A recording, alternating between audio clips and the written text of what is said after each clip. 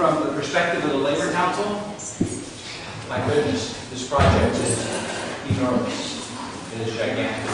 It has the potential to economically change things in our community for a long, long period of time. I mean, 1,700 union wages, jobs, outstanding benefits, another 400 to 500 wrapped around that. The ongoing longshore and machinist and everything that will be working out there full time. This is huge. You know, kind of one of the unique pieces of this for the Labor Council is, for years and years and years across this state, it's always been a battle with environmentalists relative to jobs versus the environment. Up here in Whatcom County, so many of our members are environmentalists. We are probably, I'm not saying probably, we are for sure the most environmentally friendly Central Labor Council in the entire state of Washington. We love living here. We love having our families here. It's just a question of jobs versus the environment. That changes the whole scenario. But this pier, and I've had a lot of discussions with SSA Marine over the last several months, is going to be the strongest, most environmentally science-laden pier ever developed. And I think it's a good thing. But there are people out there that would reduce this whole project to 2 words, those being coal train. This project is so much more than those 2 words, coal train. Is that one? Huh? Oh, sorry. But, as I said earlier, when this gentleman here asked the question, we're concerned about that too, the coal train piece, but it gives us an opportunity over the next 2 years to address that with community leaders, port leaders, Burlington Northern, all of them, to make this as economically and ecologically friendly as can be done given today's current science. But when you just think alone of 1,700 union jobs out there, oh my goodness, what would that do to the community? Sells houses, sells cars, sells groceries. We're not a notorious nation of savers. You put money in people's pockets, for the most part, they're going to spend it, buy something with it. So this would be huge. So there is pressure from the environmental circles, though, that want to reduce the whole prospect to 2 words, coal trains. Don't let them do that to you. Don't let them do that to you, because this project is about so much more than that. And there is going to be a meeting next Thursday down in Central Commission where we're going to present this, Greg and I. And I expect it to be a rather raucous meeting, so I hope you will attend. If you have questions or thoughts, I hope you bring those up.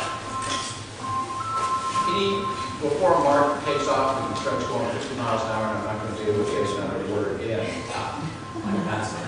is any other questions about the terminal or anything I can answer before we move on?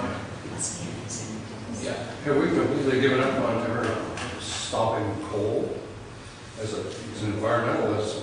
Everything I read about this tonight, what was good. Hey, none of us are excited about the coal piece. I mean, none of us are excited. We wish that there were different commodities going out of there. And I anticipate that they will. I mean, it's all about dollars in, dollars out. If the price of coal slips enough, I think it's below the $80 threshold. I think right now it's 120 a ton, something like that. And if it slips below the $80 threshold, there won't be any coal going out of there at all. But I already know that SSA Marine has been in negotiations with the wheat growers, BP on some of their byproducts that are now getting shipped down to Longview and then shipped out from there. There's a whole lot of discussions going on about this. 2 years ago it was potash. Right now it happens to be coal. 2 years from now it could very easily be wheat from Eastern Washington. I think SSA is very smart to develop a multi-commodity tier, so they're not locked into one piece. They can be flexible depending on what the market is doing. Right now it's cold. I'm so excited about that. Yes? I just wanted to respond. Talk to Abe Jacobson, since he knows the science part about the coal that they're currently burning in China and the Asian countries. Our coal is, because of the low sulfur, right, is even a better quality, and they're already burning this other coal. buy this coal, they're going to continue to burn the stuff that's worse. So I'm not saying that's great, because we want to reduce our dependence on fossil fuels, no matter what they are. But I'm not, he knows about the science part, so talk to him about it.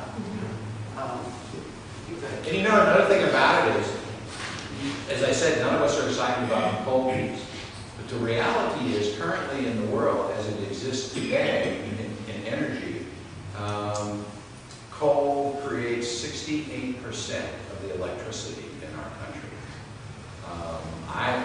I hope we move much faster than we are moving away from that. But think about that. We still, with coal, 68%. China is electrifying their nation. There are towns in China that are as big as Bellingham who don't have electricity. But they're changing that. China is opening a new coal plant every single week. But they are using the cleanest technology that is available for those coal-fired plants. And when they open one every week, they shut another one down every week. It used to be bad, stacked, polluting, incinerated ground. So, a very interesting dynamic go on. I wish we saw something besides coal too, that we don't have to sell in Canada. We get the trains, we won't get the jobs. This is a phenomenal project, just utterly phenomenal. I'm impressed that SSA Marine held it together for 20 years and never gave up on the project since the Jennifer Welcher days. Because they're moving ahead, so I'm excited about it. There's one thing that I don't want us to leave without having it been said, and this speaks to some of the issues that we just heard Sally say, is the budget problems that we have in government across the board, local, state, national. This project, I'm told, is going to generate over $90 million a year in state and local tax revenues. And I don't know a budget out there that's not facing draconian cuts, because ends just plain don't meet. Anything that can help bridge the gap between what we got to do and what we have to pay for it, we need to be looking at very, very seriously.